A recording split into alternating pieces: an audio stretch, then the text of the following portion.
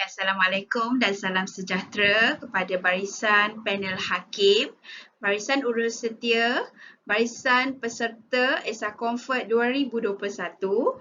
Saya Nur Suziahidah binti Cik Ismail dari SMK Kampung Datuk Seri Kamarudin akan membentangkan kajian saya yang bertajuk Permainan Cubic Field atau CF dapat membantu murid-murid pendidikan khas bermasalah pembelajaran untuk menguasai sifil bagi subjek matematik.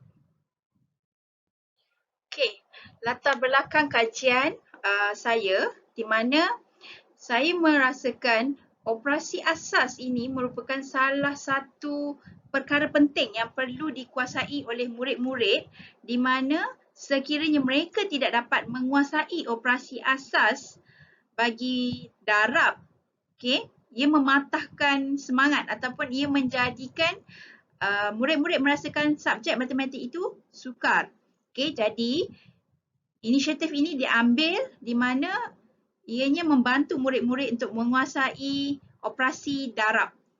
Okey, di dalam penyataan masalah ini ia terbahagi kepada 3 iaitu subjek itu sendiri di mana seminggu diperuntukkan 2 waktu sahaja dan ianya bersamaan dengan 1 jam perjumpaan. Okey, yang kedua pula, murid pendidikan khas ini mempunyai masalah yang tersendiri di mana mereka tidak dapat mengingati input yang dipelajari sama ada dalam tempoh jangka masa panjang maupun untuk jangka masa pendek. Okey. Seterusnya, penyataan masalah yang ketiga, saya selaku guru mempunyai masalah untuk menerangkan kepada mereka ataupun sukar untuk menyampaikan input tentang pendaraban ini kepada mereka. Jadi, ianya perlukan satu solusi di mana pendaraban ini perlu dipermudahkan lagi untuk murid-murid faham apa itu konsep pendaraban. Okey, pada kajian ini saya memfokuskan untuk mengkaji di mana sejauh mana permainan CF ini dapat membantu murid-murid pendidikan khas ini menguasai sifir tanpa menghafal, di mana mereka kita gunakan konsep belajar sambil bermain. Dan persoalan yang timbul dalam kajian ini ialah sejauh mana ataupun apakah penguasaan murid adakah penguasaan murid terhadap sifir ini meningkat setelah menggunakan CF. Yang kedua pula adalah adakah CF ini dapat membantu murid-murid ini menguasai sifir, dan yang ketiga, mampukah CF ini membantu murid-murid untuk terus meminati subjek matematik. Okey, seterusnya berkaitan objektif kajian. Objektif kajian ini adalah untuk kita tingkatkan penguasaan murid mengenai kemahiran sifir iaitu sifir 1 hingga sifir 12. Seterusnya adalah untuk mengenal pasti keberkesanan CF ini agar ia dapat membantu murid-murid pendidikan khas untuk menguasai sifir secara bermain tanpa perlu menghafal. Dan objektif yang ketiga pula ialah meningkatkan minat murid untuk belajar sifir dan seterusnya secara tidak langsung terus meminati subjek matematik. Terdapat 5 batasan kajian yang didapati daripada kajian ini. Yang pertama iaitu dari segi masa yang diperuntukkan sangat singkat. Yang kedua pula iaitu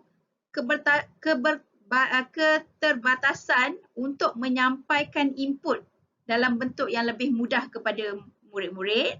Yang ketiga pula adalah kesukaran murid-murid ini untuk mengingati input yang dipelajari sama ada jangka panjang atau jangka pendek. Okey. Yang keempat pula adalah murid-murid pendidikan khas ini adalah murid-murid yang terdiri daripada pelbagai kelainan upaya. Okey. Jadi, kita perlukan pelbagai alternatif ataupun pelbagai cara untuk menyampaikan input pembelajaran. Dan batasan terakhir, tahap emosi murid-murid ini berbeza-beza, di mana emosi murid-murid pendidikan khas ini mudah terganggu dan mudah hilang fokus. Jadi, ia merupakan batasan kajian yang saya alami sepanjang melakukan kajian ini. Okey, di dalam kajian ini saya menggunakan keseluruhan 24 orang murid pendidikan khas berkoefisien sederhana daripada murid tingkatan 1 hingga tingkatan 5 untuk terlibat dalam kajian ini. Kaedah yang saya gunakan adalah menggunakan kaedah kualitatif dan instrumen yang saya gunakan untuk dapatan kajian saya ialah melalui pemerhatian, analisis dokumen iaitu penilaian bilik darjah dan juga ujian pra dan pos. Okey, dapatan kajian daripada 3 kaedah yang telah saya lakukan. Okey, bermula dengan sudoku sifil di mana ianya dilukis di atas keping kertas. Okey, dan seterusnya menggunakan CF version 1 hitam putih dan seterusnya saya improvekan lagi kepada CF version 2. Okey, didapati setelah menggunakan version 2 iaitu CF yang lebih berwarna-warni, ia mampu meningkatkan kemahiran murid-murid untuk menguasai sifil. Okey, seramai 18 responden yang telah berjaya menguasai sifil setelah menggunakan cubic field version 2. Okey, seterusnya adalah analisis dokumen PBD. Kita dapat 6 tahap di dalam tahap penilaian dalam analisis dokumen ini, di mana ianya dari segi penggunaan sudoku sifil, CF version 1 dan CF version 2. Okey, didapati ketika menggunakan sudoku sifil, murid hanya dapat menguasai TP1 iaitu basic sahaja, basic kemahiran, iaitu mereka sering melakukan penambahan secara berulang untuk mendapatkan jawapan bagi darab. Okey, dan setelah menggunakan CF2, okey, peningkatan dari segi kemahiran yang mereka perolehi dan mencapai tahap TP4 seramai 10 orang murid iaitu 42%. Okey, TP4 bermaksud murid berjaya membina jadual sifil sendiri. Okey, dalam masa anggaran 10 hingga 15 minit. Okey, dan seterusnya setelah menggunakan CF version 2, kita dapati terdapat 2 orang murid yang telah berjaya mencapai TP5, di mana TP5 ini murid berjaya menerapkan kemahiran ataupun konsep darab dalam menyelesaikan masalah-masalah ataupun latihan seharian mereka. Okey, ini adalah analisis dokumen PBD yang telah dilukis ataupun di-convert kepada bentuk graf. Kita dapati, okey, setelah penggunaan cubic field version 1 dan version 2 iaitu berwarna merah dan juga hijau, terdapat peningkatan. Okay, peningkatan murid yang mencapai tahap penilaian sehingga TP5. Okey, untuk dapatan ujian pra dan pos, okay, kita buat merujuk kepada markah daripada grade A hingga G.